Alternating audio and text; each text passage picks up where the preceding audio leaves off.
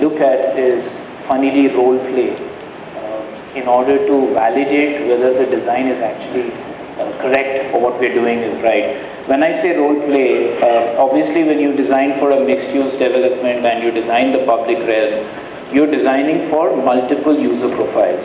So there are people who are going to be living there are people who are going to be working there, or casual people who come to visit. So what we try to do is validate schemes by play, wherein individuals begin to take the role of that particular user profile and commute this entire space from where they get off their vehicle onto their place of work or whatever they tend to do. And you realize that the design of that public domain is not easy because often some of these areas overlap. Very often the user profile actually do not overlap, and you really have to work out a different strategy every time.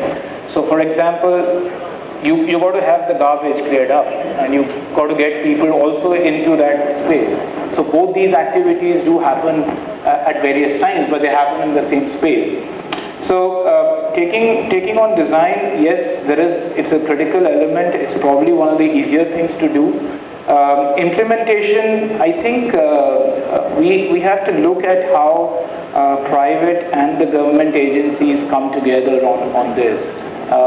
There are examples abroad where the zones, which are so-called the zones between buildings, become responsibility of the developer or the private agency which is developing the land.